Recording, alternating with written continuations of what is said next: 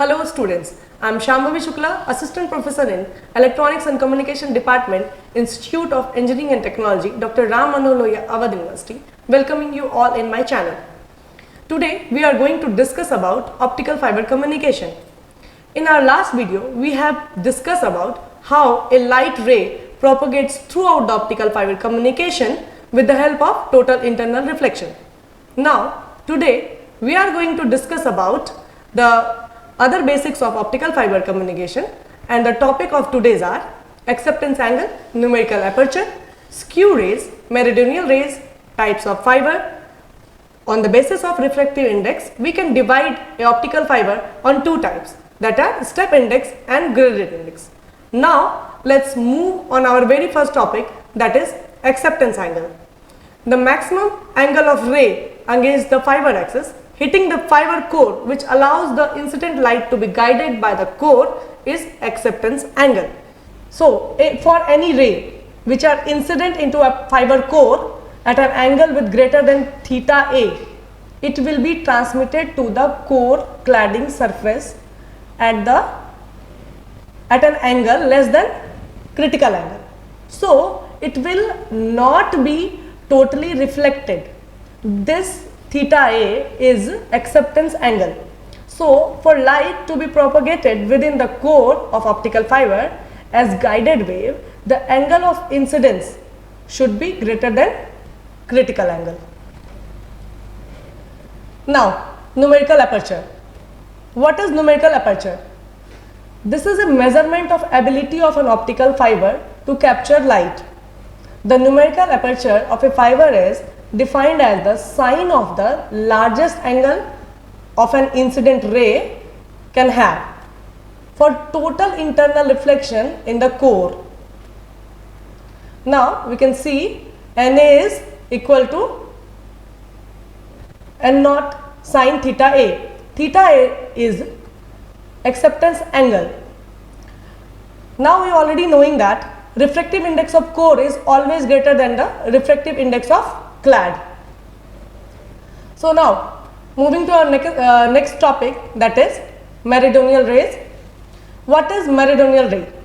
A ray that passes through the axis of an optical fiber, means this will be the most common rays traveling throughout the optical fiber. This will cross the optical fiber axis in almost its every reflection. You can see in this figure, this ray is crossing the axis, then again, and then it is reaching to the interface between clad and core.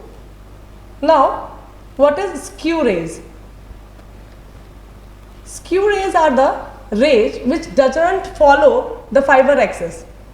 A skew ray is a ray that travels in a non-planar zigzag path and never crosses the axis of an optical fiber.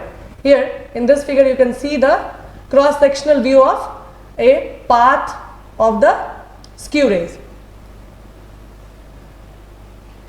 Now, types of fiber.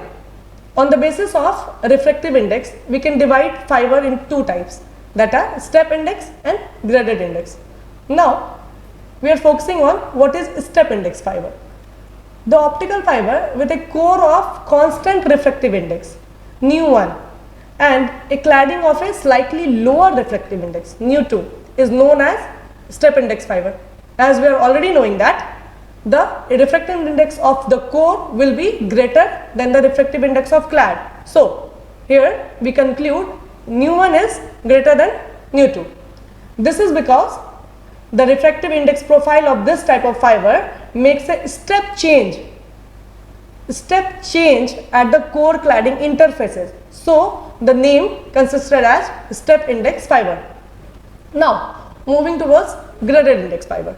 First, the definition of graded index fiber, then we will move to the figure of graded index fiber. What is graded index fiber? It does not have a constant refractive index in the core, but a decreasing core indexes with radial distance from a maximum value of N1 at the axis to a constant value to N2 beyond the core radius A in the cladding. the refractive index profile gradually changes. So the name graded index fiber has constituted. Now moving to its figure, here we can see the first figure is for step index fiber. Here the meridional ray go straight to the core cladding interface. There the total internal reflection takes place and the ray reflected back to the same medium, and at the same will be repeated on the interface of core and clad. There the ray will be definitely will back to the same medium and it will goes on. This figure shows the step index fiber. Now here the second figure is graded index fiber. Here you can see the path of ray is curved. Why it is curved? Because at every point the slight total internal reflection takes place. Slightly the ray slightly bends towards the bends its path of ray, and finally it reaches up to the interface of clad and core. There the total internal reflection takes place and rays comes back to the same medium and gradually decreases, gradually bends toward the axis till the interface of core and clad. There all and then the process will repeat till the fiber till the ending of the fiber. So now this is the working principle of step and graded index fiber, and we have seen the how ray propagates throughout the optical fiber in step index and graded index. Now let's have some comparison between step index and graded index fiber.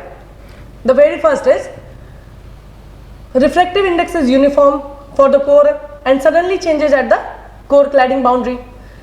In graded index, refractive index of core is not uniform. Pulse distribution in step index fiber is present, and in graded index fiber pulse distribution is very minimum. It can be single mode or multi-mode. In step index fiber it can be single mode or multi-mode, but in graded index fiber it must be the multi-mode.